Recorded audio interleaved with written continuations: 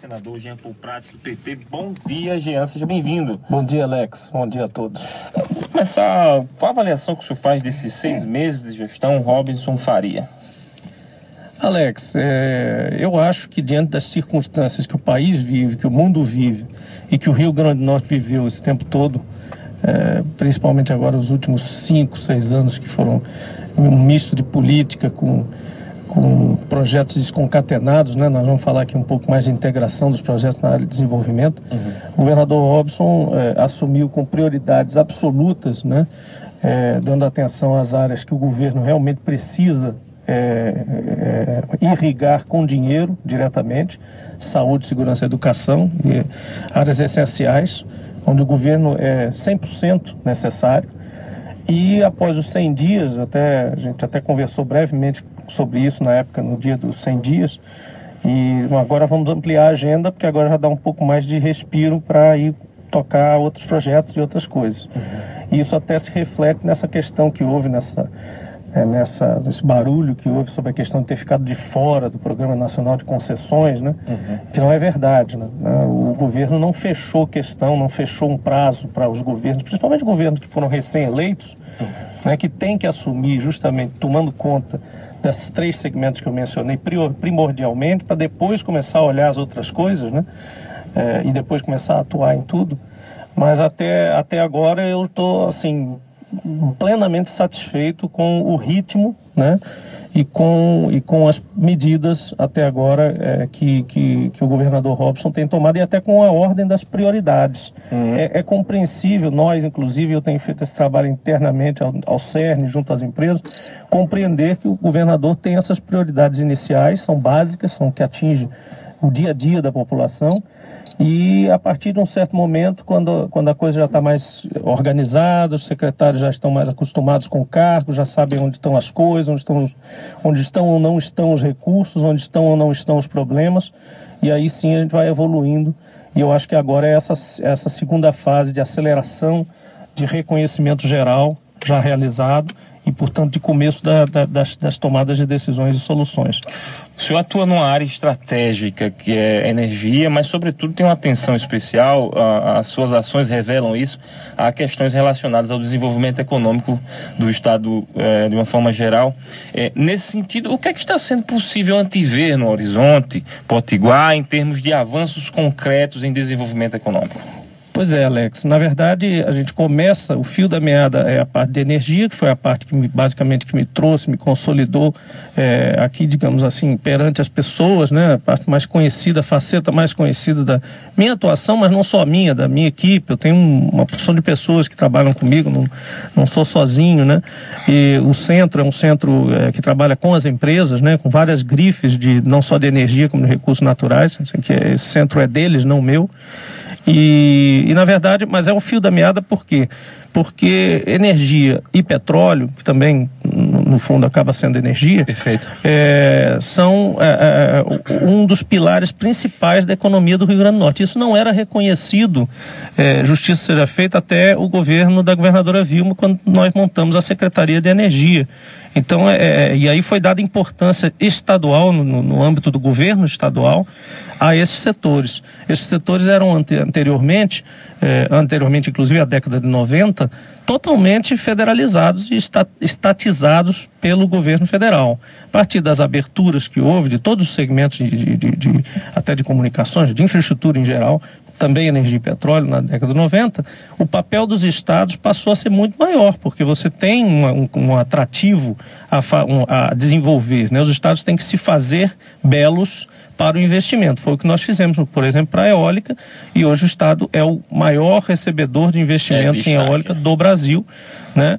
Com já agora 2,2 gigawatts instalados e operando, basicamente o líder disparado de produção de energia eólica do Brasil, autossuficiente em energia desde 2010 e autossuficiente em energia renovável a partir de 2014, no ano passado, com atraso por conta daquela questão da linha de transmissão que foi resolvida. Então, a partir desse momento que todos entraram, nós conseguimos a meta que era de 2012 em 2014. Houve um pequeno delay, mas plenamente já resolvido. E aí, migrando para a necessidade que nós temos de revitalizar o setor de petróleo, a necessidade que a região de Mossoró, por exemplo, tem, a dependência de uma certa forma da sua economia em relação a petróleo, também vamos a isso. Agora, tudo isso circula, e o turismo, né? Então, somos 3 setores importantíssimos, né? E que fazem uso dos recursos naturais do Rio Grande do Norte. Ora, explorando-os, ora, tratando-os como entorno de uma paisagem, de um local aprazível para você passar férias ou até para morar. Eu sempre disse isso, né, que o Rio Grande do Norte poderia e pode ser a Flórida do Brasil. Não há necessidade de se atrair grandes indústrias poluentes, um modelo de desenvolvimento clássico, tradicional e em desuso. Você pode ter boas logísticas, Miami, por exemplo, e a Flórida tem bons portos, mas não tem grandes indústrias, mas usa os portos para desenvolver justamente recursos naturais e o turismo. Então, voltando, nós temos turismo, petróleo e energia, temos que desenvolver ainda outros recursos naturais como a mineração. Ora, tudo isso depende de infraestrutura. Temos um aeroporto bem encaminhado, mas não temos porto. E aí eu entro no assunto que está sendo falado nos últimos dias, nas últimas semanas, que é essa proposta de um porto aqui para o Rio Grande do Norte, que é uma proposta que sempre existiu. Nós temos o Porto de Natal, temos o terminal de Areia Branca, mas se discute, sempre surge no noticiário a discussão a respeito ou de melhorar os portos existentes, ampliando-os e modernizando-os, ou de construção de um novo porto, uma nova estrutura portuária no Rio Grande do Norte. E aí eu trago a informação de que o CERN, que é conduzido pelo Jean Paul Prats, está desenvolvendo um projeto de ampliação para o Porto de Natal, que é aquele projeto antigo da Companhia Docas do Rio Grande do Norte, de uma estrutura na margem esquerda do Rio Potengi, ou seja, ali na zona norte, para o nosso cidadão compreender melhor, numa área degradada de mangues, em que, por exemplo, poderia haver uma estrutura portuária. Eu queria que você falasse desse projeto, em que consiste, né? E mais, que já se falasse da viabilidade econômica dele, porque não adianta se falar em interesse da iniciativa privada em construir uma estrutura portuária se não há possibilidade de haver retorno financeiro para essas eventuais empresas interessadas. Muito bem, Alex. Então, emendando, né, por que é que o CERN, o Jean Paul, a equipe dele está trabalhando numa coisa dessa? Alguns se perguntam, né? Mas a pessoa não é só da energia e tal. Não. No Centro de Recursos Naturais e Energia, para começar, e o porto é um equipamento essencial para a gente sair daquela cobrança constante que existe em relação à indústria de energia, à indústria do petróleo, inclusive, sobre, por que não temos fábricas de equipamentos? Por que não temos fornecedores importantes de grande escala, já que nós temos o petróleo e a energia bombando, digamos assim, no Rio Grande do Norte, nos aproveitamos apenas do caráter exploratório dela, que assim mesmo gera emprego, gera impacto nas cidades. Um exemplo disso é a região do Mato Grande, como foi beneficiada, litoral norte e tudo, circulação de divisas, impostos indiretos, de serviços, etc. Mas, em suma, por que não temos essas fábricas de equipamento? Porque o nosso mercado, mesmo contando com o Ceará, com as proximidades que nos cercam, não dá escala para uma fábrica, por exemplo, de pás, ou uma fábrica de turbinas eólicas, se instalar aqui e ficar, por exemplo, 20 anos. Você vai ter escala aí para, 5 anos, 6 anos, e depois faz o quê? E qual é o portfólio, a mistura do portfólio que você vai ter que ter?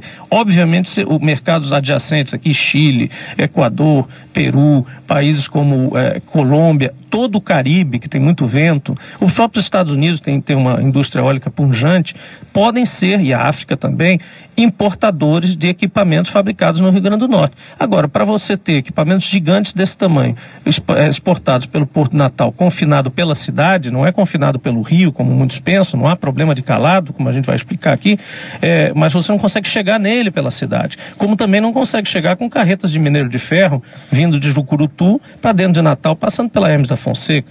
Então, a ideia nesse sentido foi primeiro pensar em duas alternativas. Havia duas alternativas, um porto no litoral norte, a região de Porto do Mangue, Caiçara do Norte, duas regiões que têm proximidade com uma fossa oceânica que estaria lá no meio do oceano, onde seria possível ter calado para os grandes navios minerais, de granéis, e também para de contêineres, embora seja mais difícil, e o Porto de Natal, o próprio Porto de Natal, ser expandido para a margem esquerda. Nós, inicialmente, até 2 anos atrás, acreditávamos que Porto do Mangue seria essencial, não só essencial, como a única solução. O senhor defendia esse projeto? Eu inclusive, exatamente, escrevi artigos porque realmente é importante termos um porto e ali havia uma condição. Mas eu fui estudando, nós fomos estudando e conversando com muita gente da Coreia, gente da Holanda, gente da Espanha, gente dos mais variados países do mundo sobre a questão de portos de calado raso, que é o caso ali. Nós temos uma grande distância, 15 quilômetros, pelo menos 15 a 18 quilômetros, dependendo do ponto que você escolher na costa para fazer o porto, né, a retroárea, tudo isso. Mas você ainda vai ter que vencer mar adentro, 15 a 18 quilômetros com barcaças, para chegar no talude e instalar uma espécie de porto-ilha, como o de Areia Branca, só que nesse caso, Alex, é um porto muito mais complexo, porque é ferro, é calcário. Sal, quando você transporta, você deixa lá uma pirâmide de sal no meio do mar, bate um vento de 80 km por hora, que é o que tem lá, né? E o sal volta para o mar. O efeito ambiental disso devolve o que já era dali. Agora, ferro e calcário não dá para você deixar voar para dentro do mar. Então você tem processos aí de correias, tem processo de dutos, minerodutos com aspiração, coisas que requerem muito mais valor, muito mais tecnologia. Bom, analisamos esse processo e analisamos um projeto que a Coderne realmente tem desde 2006 e que tinha estudado desde muito antes, nessa área que é como se fosse uma ilha, uma península interna ali do Potengi, que a gente mal vê, porque tem uma cobertura de vegetação muito fina por fora, mas lá dentro está totalmente degradado. Então você olhando no Google Earth ou no Google Maps, você olhando ali no Potengi, você vê perfeitamente a ilha, tem um boqueirão, né, e para o lado de cá totalmente degradada já, totalmente, e que tem, claro, medidas judiciais prevendo a recuperação daquilo, já a paralisia das operações e compensações. Nós incorporamos isso e fizemos um projeto, em cima do projeto da Coderne, e hoje até aliado com ela, fizemos um projeto que prevê um equipamento que ao mesmo tempo resolve a situação da cidade, do porto para o estado, portuária do estado, mas também se transforma num equipamento que acaba catalisando outras soluções urbanas para Natal, incluindo a Zona Norte. Por exemplo? Por exemplo, como você disse, uma compensação ambiental para a recuperação daquela área que já está prevista, o Ministério Público já mandou fazer isso, com um parque ecológico ao entorno do porto, não fazendo com que o porto fique de frente para o rio, um pouco diferente do projeto da Coderne, mas defendendo ali que haja uma defesa de vegetação que volte a fomentar a vida marinha ali e tal, próximo ao rio. Ali já é mar e rio, ali é mais 80% é mar, é água de mar, e 20% é água de rio, que é um braço de mar praticamente. E outras coisas, como por exemplo uma segunda ponte, que o governador inclusive acenou que gostaria de fazer, que ajudaria tremendamente seria a terceira ponte, a mobilidade urbana. Seria uma terceira ponte, na verdade eu sempre confundo, porque pela ordem ela fica no meio, seria como se fosse a segunda mas ponte. Por ordem de construção seria a terceira. Então você teria a ponte antiga do Igapó, essa ponte que sairia do Baldo, Alecrim, para o meio do rio, na ilha, teria uma baldeação, entre aspas, uma rótula ali que jogaria para uma via expressa para o aeroporto, pedagiada, para quem quisesse ir muito rápido para o aeroporto, e em seguida uma segunda rótula que distribuiria para as duas principais avenidas da Zona Norte, que hoje você tem que cercar, vir pelo Igapó, pela ponte, pegar uma porção de espaço correndo basicamente ao redor do rio para chegar nos seus bairros. Por exemplo, a Avenida Nossa Senhora do Bonfim, ali no Carrefour. Então, uma avenida chegaria ali. Então a ponte, o parque ecológico e uma outra coisa que seria a integração absoluta, né, direta entre o Porto Novo, esse porto da margem esquerda, e o aeroporto, que é um hub já por natureza, independente de hub da TAM ou não, de marcas, ele já foi construído para ser um hub de cargas e um hub de passageiros.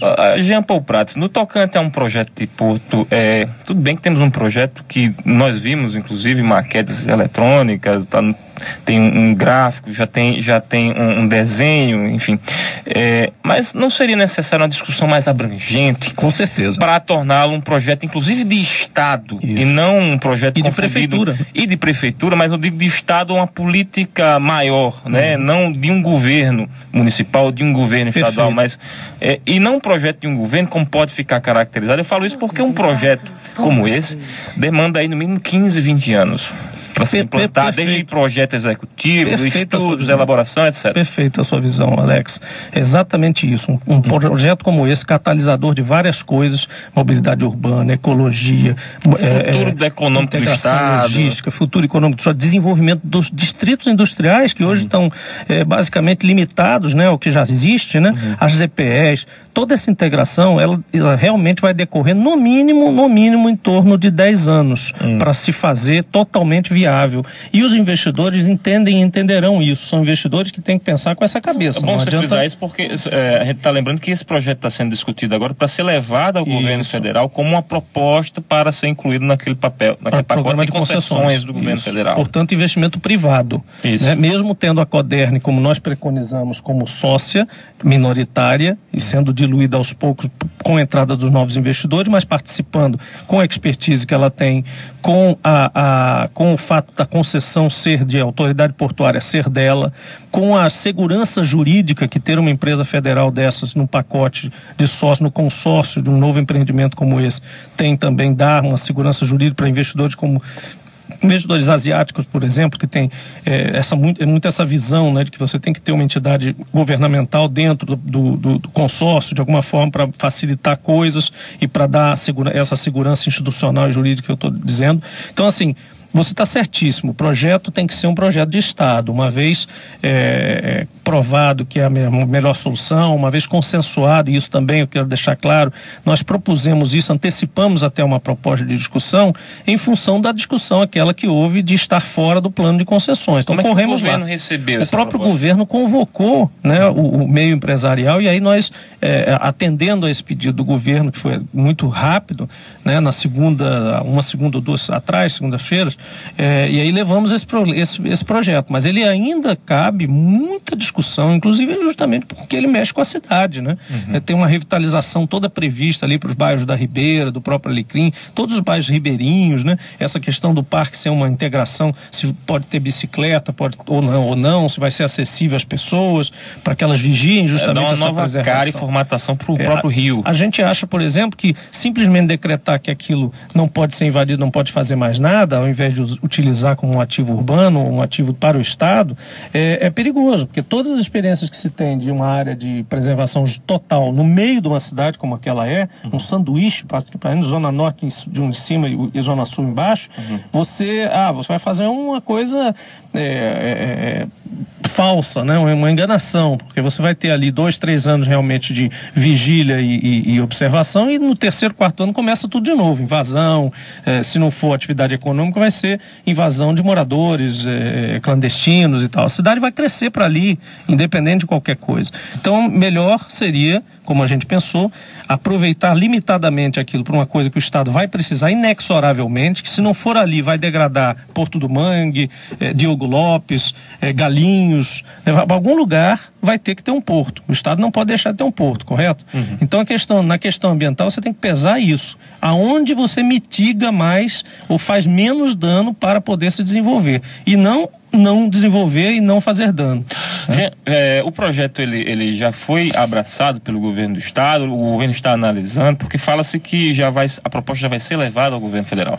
Veja, o secretário Paulo Cordeiro, nós temos conversado com ele, a Coderne também, a Fierne também participa desse esforço, né? Tem trazido as suas propostas também do Mais RN e outras, e todas vão ser levadas, porque a visão que o governo está tendo, que eu acho correta, é que já que o programa de concessões é um cardápio de oportunidades para investidores, não custa você levar, por exemplo, a reta Tabajara, né?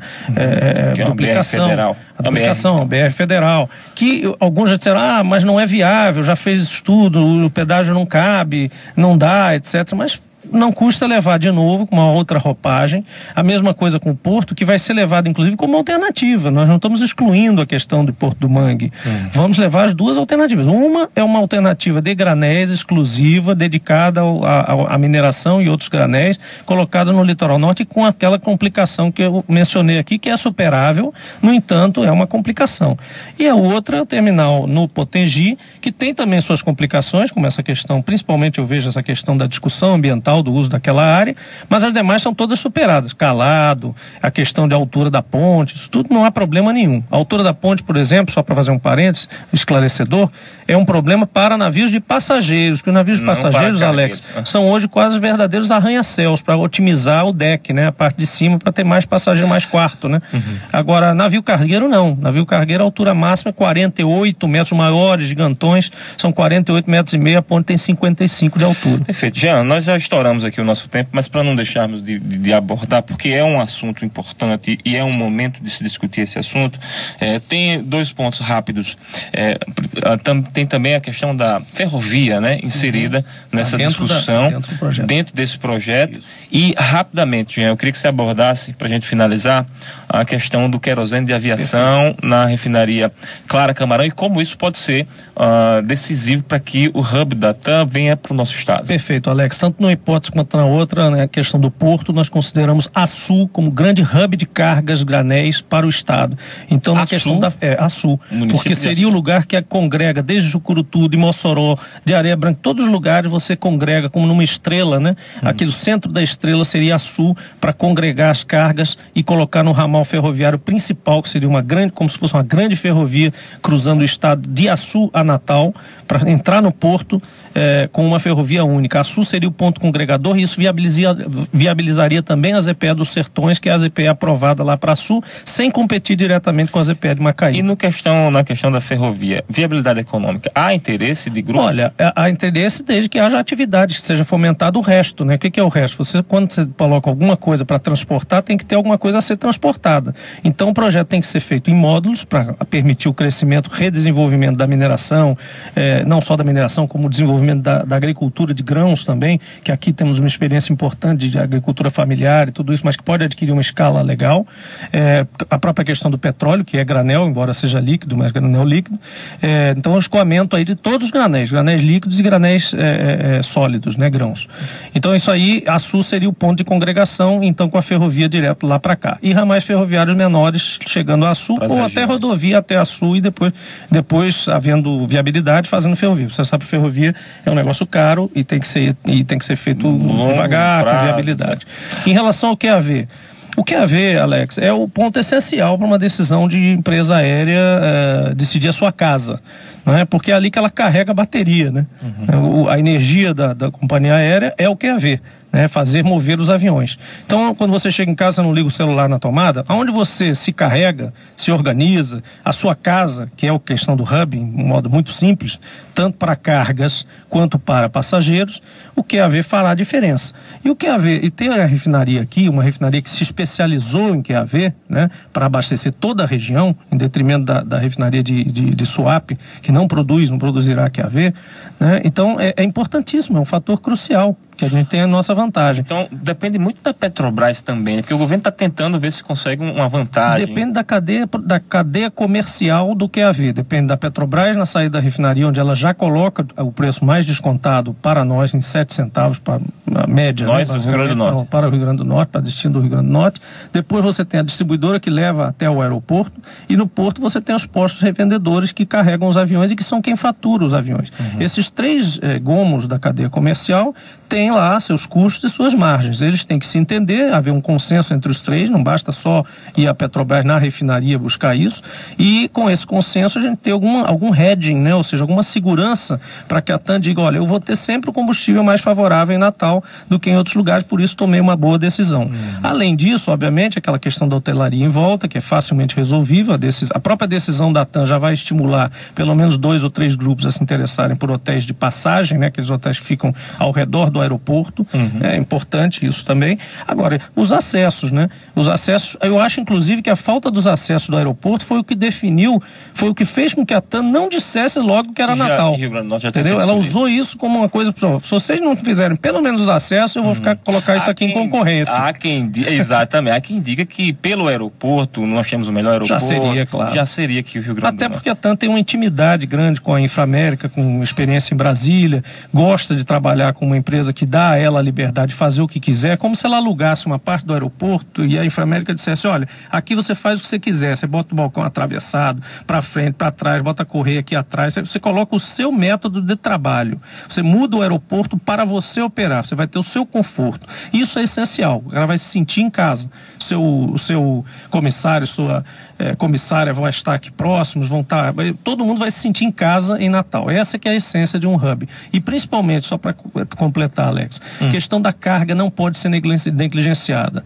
O secretário Rui tem feito um excelente trabalho de dirigir, claro, um secretário sempre tem que ser o líder da questão de uma luta como essa, mas não é um projeto só de turismo, isso que eu estou dizendo, é um projeto também de infraestrutura e é essencial que haja integração com o porto e é essencial que haja o cuidado para trazer empresas, porque um hub de carga você vai ter o correio ali para entregar, você daqui a pouco tem um centro de distribuições da Amazon, da Shoptime, de outros que vão estar ali e dali mesmo já vão embarcar na TAM Cargo ou nas outras que virão, porque quando a TAM definir esse hub ali, provavelmente vem a Azul também com a TAP e outras mais, a Avianca que está procurando um hub também. É isso aí, eis a importância desse investimento aqui, por isso que torcemos tanto para que ele ocorra no Rio Grande do Norte. Jean Paul Prats, presidente do Centro de Estratégia em Recursos Naturais e Energia, o CERN, muito obrigado pela gentileza de ter vindo conversar com os nossos ouvintes. Obrigado pelo espaço, obrigado, bom dia a todos. Esse assunto nós vamos debater outras vezes, esperamos contar com a sua participação. Com certeza. Bom, ficamos por aqui hoje, tenham todos um excelente início de semana, um bom dia e até amanhã, se Deus quiser. Tchau.